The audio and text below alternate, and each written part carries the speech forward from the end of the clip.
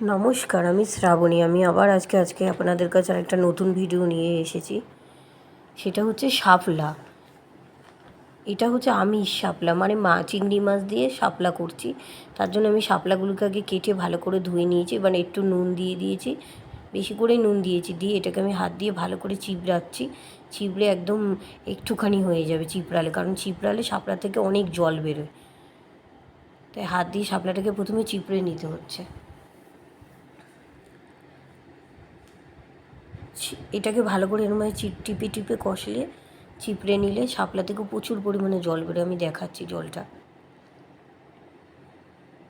এবার আমি একটা অ্যালুমিনিয়ামের কড়াই তেল দিয়েছি, ওর মধ্যে আমি সর্ষের তেল নিয়েছি। এর মধ্যে আমি শুকনো লঙ্কা ফোড়ন দিয়েছি, আর দেবো হচ্ছে কালো জিরে ফোড়ন।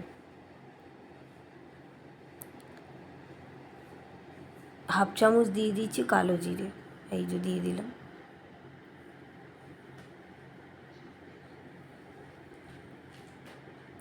ফোড়নটা যে ভাজা ভাজা হয়েছে, যেহেতু আমি এটা আমিষ শাপলা করছি, মানে চিংড়ি মাছ দিয়ে শাপলা করছি, তা আমি আগে চিংড়ি মাছগুলো ভেজে রেখে দিয়েছি।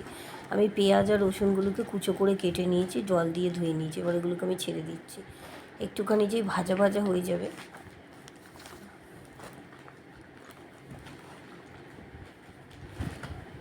তখন আমি চিপড়ে রাখা যে এই যে শাপলাগুলো দেখছি কীরকম হয়ে গেছে, এরকম একদম চিপড়ে লাগে, এত জল বেরিয়েছে। এবার এগুলোকে আমি চিপে চিপে দিয়ে দেবো।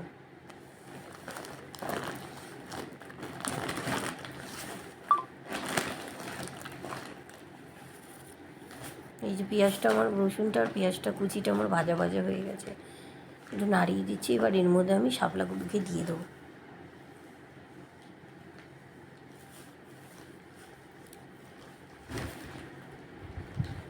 চিপে চিপে দিতে হবে। কতটা শাপলা এইটুকু হয়ে গেছে চিপড়ানোর পরে। আমি এখন আজকে শাপলাটার আমিষ রেসিপি দিচ্ছি, কালকে নিরামিষ শাপলা রেসিপি দেবো।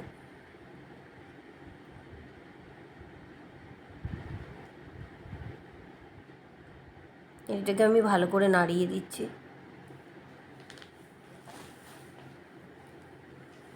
আমি এখানে 4টে কাঁচা লঙ্কা দিয়ে দিয়েছি বুক ছিঁড়ে।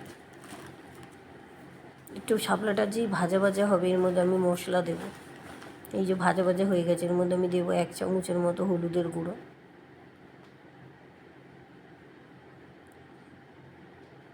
1 চামচ জিরের গুঁড়ো দিয়েছি, 1.5 চামচ দিলাম জিরের গুঁড়ো। আর লঙ্কার গুঁড়ো দেবো 1 চামচ। যেহেতু আমি কাঁচা লঙ্কা দিয়েছি, 1.5 চামচ লঙ্কার গুঁড়ো দিয়ে দিলাম। এটাকে আমি মশলাটাকে দিয়ে এবার ভালো করে এটাকে আমি কষাবো। যদি আমার শাপলা থেকে খুব জল উঠতো, তাহলে আমি কোনো জল দিতাম না। যেহেতু আমার শাপলাটা চিপে তুলেছি, জল ওঠেনি, তাই আমি ছিটা দিয়ে যেরকম জল দেয়, অনেকক্ষণ পরে আমি ছিটা দিয়ে জল দেবো। শাপলাটা, এই যে আমার শাপলাটা অনেকটা হয়ে গেছে।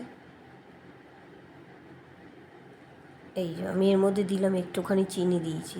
একটু চিনি দিলে না খেতে খুব সুন্দর হয়। ওটা 1/2 চামচ চিনি দিয়েছি। ছোটো চামচের 1/2 চামচ, ছোটো চামচের 1 চামচ, বড়ো চামচের 1/2 চামচ দিয়ে এটাকে আমি এবার ভালো করে কষাচ্ছি, নাড়িয়ে দিচ্ছি। শাপলাটা আমার খুব ড্রাই হয়ে গেছে, তো সেই জন্য বললাম তো যে যদি এর মধ্যে জল উঠতো তাহলে আমার অসুবিধা ছিল না। যেহেতু জল ওঠেনি, তাই আমি শাপলাটার মধ্যে একটু জল ছিটা দেবো। চিংড়ি মাছগুলোকে আমি দিয়ে নেবো এর মধ্যে, যে ভেজে রেখেছি চিংড়ি মাছটা।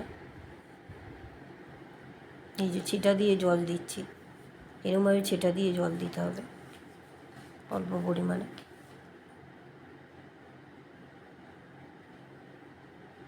এটা বাঙালদের খুব পরিচিতি খাবার, শাপলা, চিংড়ি মাছ দিয়ে শাপলা।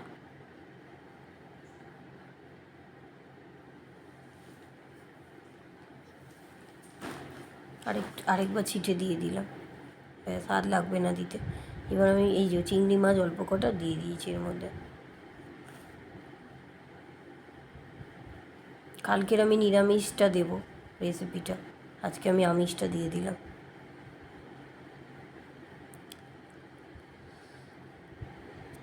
রেসিপিটা আমার প্রায় হয়েই এসে কাছাকাছি, আরেকটু টানাবো।